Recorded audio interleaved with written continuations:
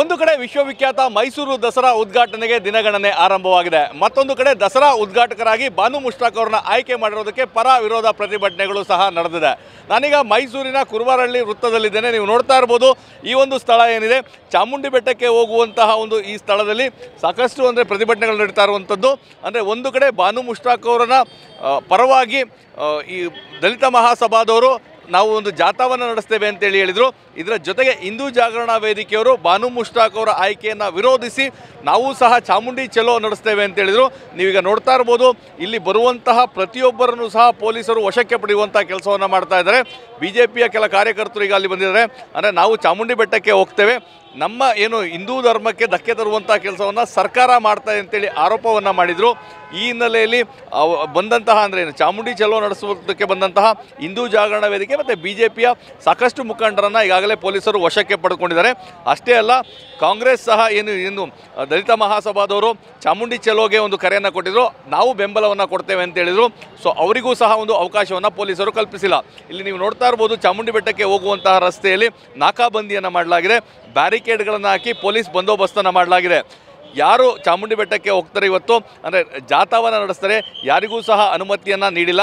ಹೀಗಾಗಿ ಅನುಮತಿ ನಿರಾಕರಣೆ ಹಿನ್ನೆಲೆಯಲ್ಲಿ ಯಾರು ಇಲ್ಲಿಗೆ ಸ್ಥಳಕ್ಕೆ ಪ್ರತಿಭಟನೆ ಮಾಡಲಿಕ್ಕೆ ಬರ್ತಾರೆ ಅವರೆಲ್ಲರನ್ನೂ ಸಹ ವಶಕ್ಕೆ ಪಡೆಯುವಂಥ ಕೆಲಸವನ್ನು ಮಾಡಿದ್ದಾರೆ.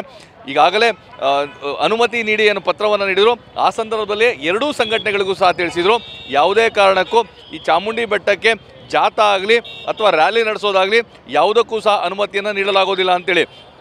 ಈ ವಿಚಾರವಾಗಿಯೂ ಸಹ ಹಿಂದೂ ಜಾಗರಣಾ ಸಮಿತಿಯವರು ಈಗಾಗಲೇ ತಮ್ಮ ಆಕ್ರೋಶವನ್ನು ಹೊರಹಾಕಿದ್ರು. ಹಿಂಬರಹ ಕೊಡುವಂಥ ಸಂದರ್ಭದಲ್ಲಿ ನೀಡಿದಂತಹ ಕಾರಣಗಳು ಚಾಮುಂಡಿ ಬೆಟ್ಟ ಒಂದು ಪ್ರೇಕ್ಷಣೀಯ ಸ್ಥಳ ಅನ್ನೋ ಒಂದು ಮಾಹಿತಿಯನ್ನು ಪೊಲೀಸರು ನೀಡಿದರು.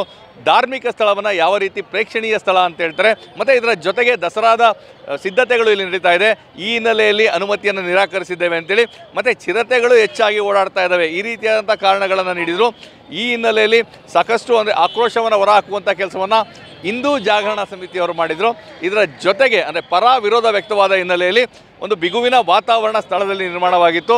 ಹೀಗಾಗಿ ಪೊಲೀಸರು ಎರಡೂ ಕಡೆಯವರೆಗೂ ಅನುಮತಿಯನ್ನು ನಿರಾಕರಿಸುವುದರ ಮುಖಾಂತರವಾಗಿ ಯಾವುದೇ ಕಾರಣಕ್ಕೂ ಯಾವುದೇ ರೀತಿಯಾದ ಪ್ರತಿಭಟನೆ ರ್ಯಾಲಿಗೆ ಅವಕಾಶವನ್ನು ಕೊಡೋದಿಲ್ಲ ಅಂತ ಹೇಳಿದ್ರು. ಈಗಲೂ ಸಹ ಆ ಒಂದು ಪರಿಶೀಲನೆ ನಡೆಸುವಂತಹ ಕೆಲಸ ಮುಂದುವರೆದಿದೆ. ಯಾರು ಚಾಮುಂಡಿ ಬೆಟ್ಟಕ್ಕೆ ತೆರಳುತ್ತಾ ಇದ್ದಾರೆ ಅವರನ್ನು ಪರಿಶೀಲನೆ ನಡೆಸಿ ನಂತರ ಕಳಿಸುವಂಥ ಕೆಲಸ ಆಗ್ತಾ ಇದೆ. ರ್ಯಾಲಿ ಆಗಲಿ ಅಥವಾ ಯಾವುದೇ ರೀತಿಯಂಥ ಜಾಥವಾಗಲಿ ಅಥವಾ ಚಾಮುಂಡಿ ಚಲೋಗೆ ಅವಕಾಶವನ್ನು ನಾವು ಕೊಡೋದಿಲ್ಲ ಅಂತೇಳಿ ಸ್ಪಷ್ಟವಾಗಿ ಪೊಲೀಸರು ಹೇಳಿದ್ದಾರೆ. ಮತ್ತು ಕಾನೂನು ಸುವ್ಯವಸ್ಥೆಗೆ ಧಕ್ಕೆ ಬರ್ತದೆ, ಈ ಕಾರಣಕ್ಕಾಗಿ ಯಾವುದೇ ಕಾರಣಕ್ಕೂ ಅನುಮತಿಯನ್ನು ನಾವು ನೀಡೋದಿಲ್ಲ ಅಂತೇಳಿ ಎಲ್ಲರನ್ನೂ ಸಹ ಪರಿಶೀಲನೆ ಮಾಡಿ ಕಳಿಸುವಂಥ ಕೆಲಸವನ್ನು ಮಾಡಿದ್ದಾರೆ. ಮತ್ತೊಂದು ಕಡೆ BJP ಮುಖಂಡರು ಇದಕ್ಕೆ ಆಕ್ರೋಶವನ್ನು ವ್ಯಕ್ತಪಡಿಸ್ತಾ ಇದ್ದಾರೆ. ಚಾಮುಂಡಿ ಬೆಟ್ಟಕ್ಕೆ ಹೋಗೋದಕ್ಕೂ ಸಹ ಪೊಲೀಸರ ಅನುಮತಿಯನ್ನು ನಾವು ಪಡಿಬೇಕಂತೇಳಿ. ಹೀಗಾಗಿ ಈ ಒಂದು ಸ್ಥಳದಲ್ಲಿ ಚಾಮುಂಡಿ ಬೆಟ್ಟಕ್ಕೆ ಹೋಗುವಂಥ ಒಂದು ಜಂಕ್ಷನ್ ಏನಿದೆ, ಬಿಗುವಿನ ವಾತಾವರಣ ನಿರ್ಮಾಣವಾಗಿದೆ. ನೂರಾರು ಪೊಲೀಸರನ್ನು ಈಗ ಭದ್ರತೆಗೆ ನಿಯೋಜನೆ ಮಾಡಲಾಗಿದೆ. ಇಲ್ಲಿ ಬರುವಂಥವರು ಮುಂದೆ ಆ ರ್ಯಾಲಿಯನ್ನು ನಡೆಸ್ಬೋದು, ಮತ್ತು ಪೊಲೀಸರ ಅನುಮತಿ ಇಲ್ಲದೆ ಈ ಒಂದು ಚಾಮುಂಡಿ ಬೆಟ್ಟಕ್ಕೆ ಹೋಗುವಂತಹ ಕೆಲಸ ಆಗ್ಬೋದು ಅನ್ನೋ ಕಾರಣಕ್ಕಾಗಿ ಪೊಲೀಸರು ಭದ್ರತೆಯನ್ನು ಈಗಲೂ ಸಹ ಮುಂದುವರಿಸಿದ್ದಾರೆ. DCPಗಳಾದಂತಹ ಸುಂದರ್ರಾಜ್ ಮತ್ತು ಬಿಂದುಮಣಿ ಇಬ್ಬರೂ ಸಹ ಸ್ಥಳದಲ್ಲಿ ಮುಖಾಮು ಹೂಡಿ ಅಲ್ಲಿ ಎಲ್ಲ ಪರಿಸ್ಥಿತಿಯನ್ನು ನಿಭಾಯಿಸುವಂಥ ಕೆಲಸವನ್ನು ಮಾಡ್ತಾ ಇದ್ದಾರೆ. ಖಂಡಿತವಾಗಿಯೂ ದಸರಾ ಉದ್ಘಾಟನೆಗೆ ಒಂದು ಕಡೆ ದಿನಗಣನೆ ಆರಂಭವಾಗಿದೆ, ಮತ್ತೊಂದು ಕಡೆ ದಸರಾ ಉದ್ಘಾಟಕರ ವಿಚಾರವಾಗಿ